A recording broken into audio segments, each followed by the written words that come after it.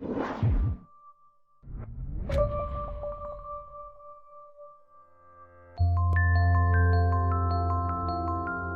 Buggy is a not-for-profit organization which was founded in 2001 by Jessica Seinfeld with the mission to provide essential items, everything from strollers to high chair to clothing, coats, diapers to families in need.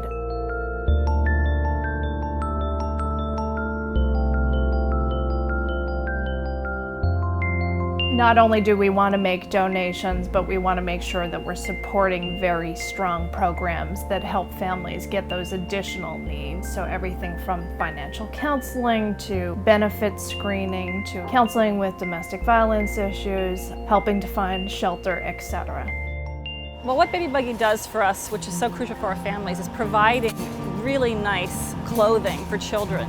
And we get this wonderful donation every month. We receive diapers, we receive cribs, strollers. These are things our families could never afford on their own. And you hear stories about families who, until they received the crib, the baby was on the floor.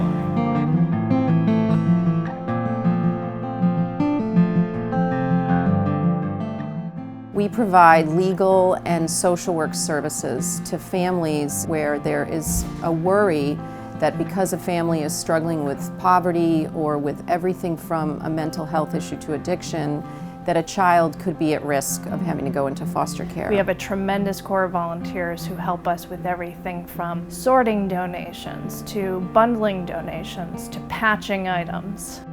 We have enjoyed a really wonderful partnership with Baby Buggy because our families have so little.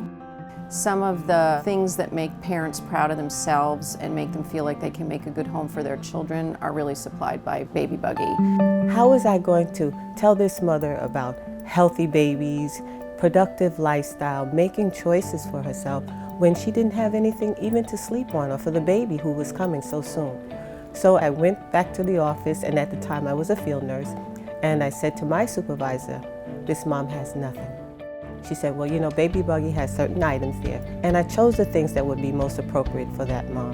And I want to thank Baby Buggy for their continued support, making themselves available to us so that we can continue to serve the clients that we serve and have the success that we have. One staff member from Little Sisters told us about Julia. Julia is a single mom who has 3 beautiful children, a 1-year-old, a 13-year-old, and a 5-year-old with cerebral palsy. When I first began to visit Julia, she was always stressed and often cried. She was working part-time as a housekeeper, and the only other income was from public assistance and an SSI check.